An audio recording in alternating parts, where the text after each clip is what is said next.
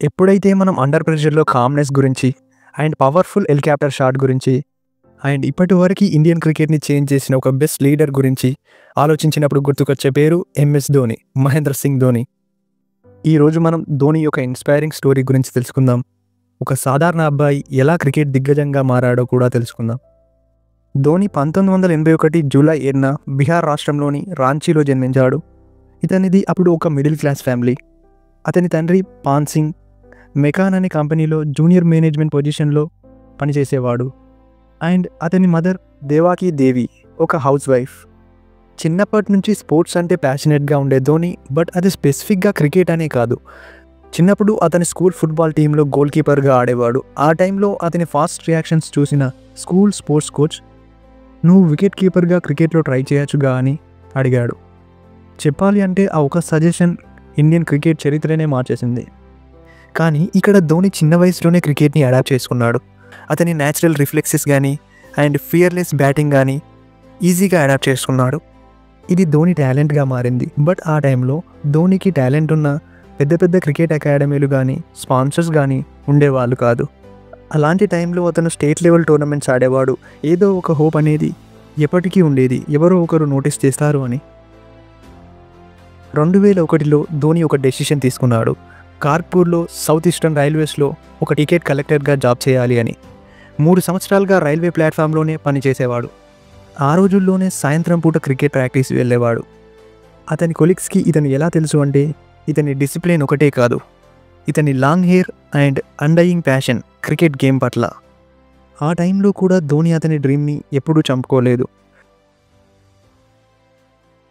2003లో ఇతని ఎంట్రీ అనేది ఇండియన్ క్రికెట్లో జరిగింది.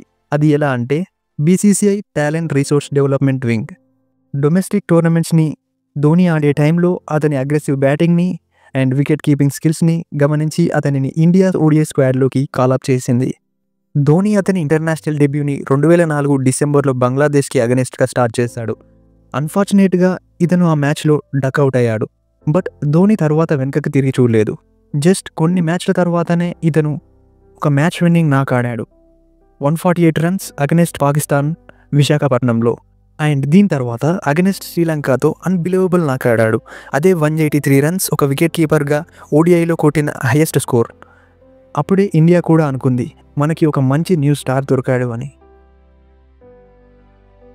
2007లో ధోని క్యాప్టెన్ రైజ్ మొదలైంది. ఓడిఐ వరల్డ్ కప్లో ఇండియా ఎర్లీ ఎగ్జిట్ అయిన తర్వాత ఒక యంగ్ కుర్రాడి చేతిలో ఇండియన్ టీ20 క్యాప్టెన్సీ పెట్టింది. ఇది సౌత్ ఆఫ్రికాలో ఇనాగరల్ టీ20 వరల్డ్ కప్. ఒక ఎక్స్పీరియన్స్ లేని లాంగ్ హెయిర్ కలిగిన ఒక కూల్ క్యాప్టెన్ పాకిస్తాన్ని ఫైనల్లో ఓడించాడు. అప్పుడు ఒక ఆడియన్సే కాదు, ఈ నేషన్ మొత్తం సెలబ్రేట్ చేసుకుంది ఆ విక్టరీని. కొన్ని రోజుల తర్వాత ధోని ఫుల్ టైమ్ ఓడిఐ క్యాప్టెన్గా అండ్ టెస్ట్ క్యాప్టెన్గా కూడా మారిపోయాడు. తర్వాత ధోని లీడర్షిప్లోనే ఇండియా న్యూ హైట్స్కి రీచ్ అయ్యింది. అవే టెస్ట్ ర్యాంకింగ్స్లో వరల్డ్ నెంబర్ 1గా అండ్ 2010 ఇంకా 2016 ఏషియా కప్లు గెలవడం. దీంతో పాటు 2011 ICC world cup and 2013 ICC champions trophy ఇతని క్యాప్టెన్సీలోనే గెలిచింది. ఆ సమయంలో ధోని ఒకడే ఆల్ 3 ఐసీసీ ట్రోఫీస్ని గెలిచిన ఒకే ఒక క్యాప్టెన్గా పేరు పొందాడు.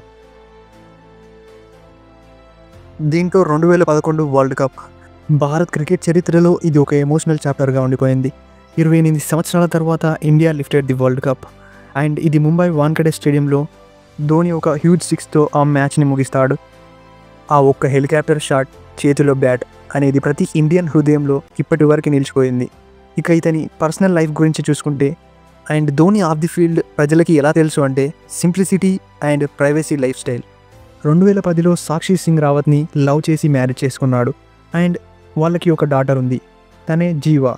అతను అతని ప్రైవేట్ లైఫ్తో అతని ఫేమ్తో సంబంధం లేకుండా చాలా గ్రౌండెడ్గా లైఫ్ని లీడ్ చేస్తాడు. ఎలా అంటే సక్సెస్ వచ్చింది కదా అని ఇతను ముందు ఎలా ఉన్నాడో మర్చిపోకుండా లైఫ్ని లీడ్ చేస్తాడు. ఇక ధోని యొక్క ఐపీఎల్ జర్నీ చూసుకుంటే చెన్నై సూపర్ కింగ్స్కి ఒక ఫేస్ లాగా ఉంటాడు.